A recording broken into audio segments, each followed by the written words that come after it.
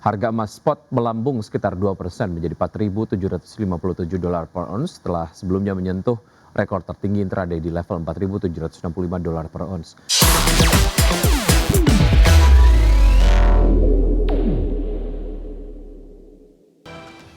Ya, sementara itu harga emas kembali mencetak rekor tertinggi pada perdagangan di hari Selasa menembus level psikologis $4.700 per ons untuk kali pertama, didorong meningkatnya ketegangan geopolitik global yang memacu permintaan aset safe haven.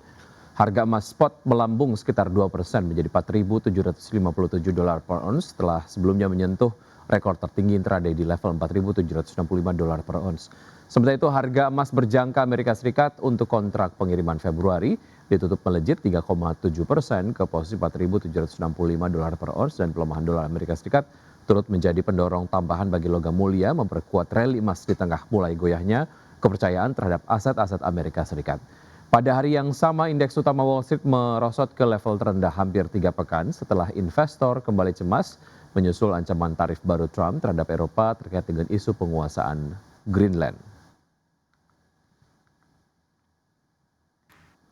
Ya, terima kasih Anda masih bergabung bersama kami. Pemirsa, indeks harga saham gabungan atau IHSG ditutup menguat tipis usai catat rekor intraday dan penutupan tertinggi di sesi 1 di hari Selasa. Dan IHSG bertahan di zona hijau ditopang sektor barang baku di tengah saham emiten emas yang melesat saat harga emas cetak rekor baru. Indeks harga saham gabungan atau IHSG ditutup menguat tipis 0,01% di level 9.134,70 di akhir perdagangan Selasa. Secara teknikal, IHSG masih bergerak fluktuatif setelah kembali catat rekor intraday tertinggi sepanjang masa di level 9.174,474. Selain itu, IHSG juga catat rekor penutupan tertinggi di sesi 1 di level 9.155. Indeks sektoral dengan kenaikan terbesar sektor barang baku melesat 2,49% dan sektor barang konsumen siklikal melaju 2,08% dan sektor perindustrian naik 1,86%. Sementara indeks sektoral yang melemah, sektor transportasi dan logistik turun 0,63% dan sektor energi melemah 0,32%.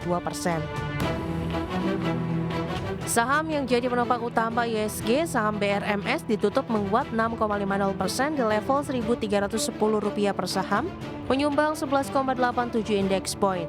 Saham emas ditutup melesat 18,18% di level Rp6.500 per saham dan berkontribusi 10,85 indeks point.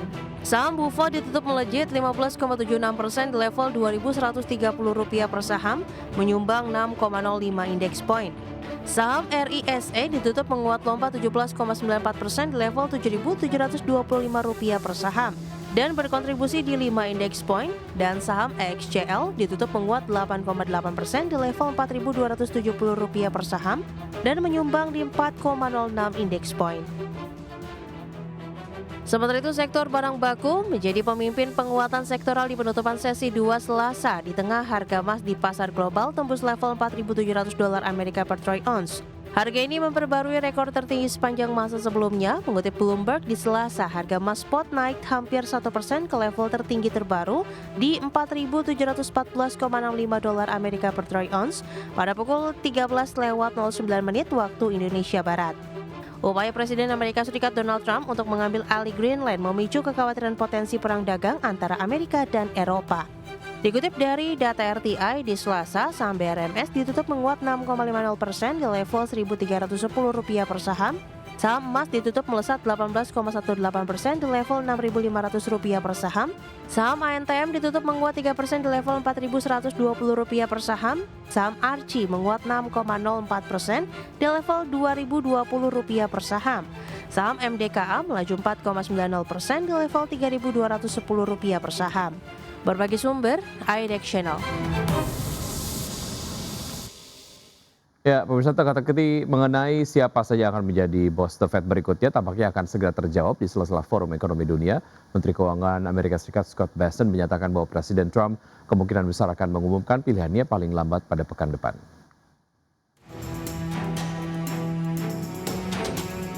Teka-teki mengenai siapa yang akan memimpin The Federal Reserve tampaknya akan segera terjawab. Menteri Keuangan Amerika Serikat Scott Bessent mengungkapkan Presiden Donald Trump kemungkinan besar akan mengumumkan pilihannya paling lambat minggu depan. Hal tersebut diungkapkan Scott Bessent di sela-sela Forum Ekonomi Dunia yang tengah berlangsung di Davos, Swiss.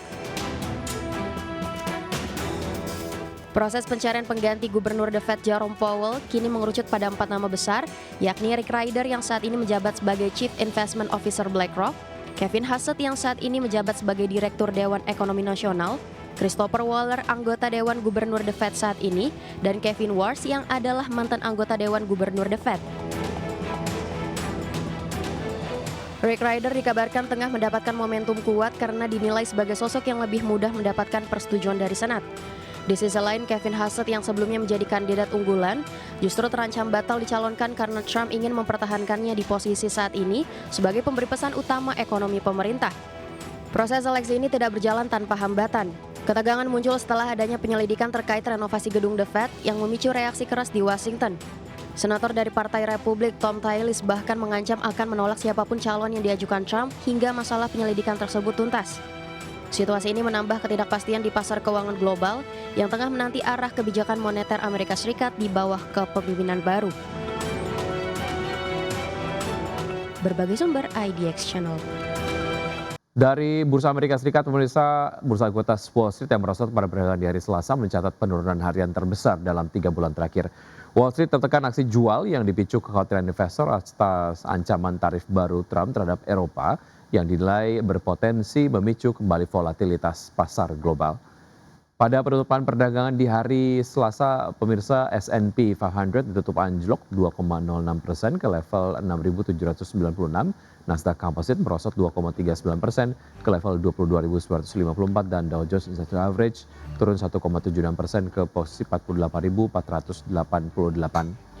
Dan ke bursa Eropa, pemirsa, bursa ekuitas Eropa berakhir di zona merah menyentuh level terendah hampir dalam 2 pekan seiring meningkatnya kekhawatiran investor terhadap ancaman tarif Trump terkait Greenland yang memupus optimisme pasar pada awal bulan ini. Stock 600 ditutup melemah 0,7% ke level 602,8. Sesi 40 Prancis terkoreksi 0,61% ke level 8.062 dan DAX Jerman yang merosot 1,03% ke posisi 24.703. Ya, untuk berbincang pagi hari ini kita sudah terhubung melalui video conference ada Mas Christian Sitorus, Research MNC Sekuritas. Selamat pagi Mas Chris. Halo, selamat pagi Mas. Baik, terima kasih sudah bergabung bersama kami di Market Plus. Semoga sehat selalu Mas Chris. Baik, kalau kita melihat pergerakan dari IHSG yang terus melanjutkan penguatannya walaupun di penutupan perdagangan kemarin menguat tipis begitu ya, yang mencetak all time high di level 9.174. Namun kenaikan harian ini yang kemudian terbatas ataupun sangat tipis lah ya. Bagaimana review Anda terkait dengan pergerakan IHSG kemarin dan highlight-nya seperti apa? Oke, kalau misalnya kita melihat ya pada kemarin itu IHSG menguat 0,01% ya ke 9134. Itu sudah mulai muncul net sell itu sekitar 98 miliar. Jadi 2 hari sudah muncul net sell ya sejak Januari 2026 di mana penguatan indeks sebenarnya kemarin dipimpin oleh sektor bahan baku itu sendiri. Nah, kalau misalnya kita melihat kenaikan yang cukup terbatas 0,01% ini reflected bahwa rally pasar ini sebenarnya tidak terlalu kencang lagi di seperti hari-hari sebelumnya ya, di siklus jangka pendeknya di mana momentum kenaikan ini tidak terlalu kuat lagi meski kita masih melihat IHSG tetap naik ya. Di beberapa hari ini naik dan kemarin tetap all time high ya dengan all time high tipis. Nah, kita juga melihat kenaikan yang hanya sekitar 0,01% itu, ini mengindikasikan dorongan indeks berasal dari saham yang bobotnya tinggi nih. Namun di sisi lain juga kita juga melihat adanya aksi profit taking ya.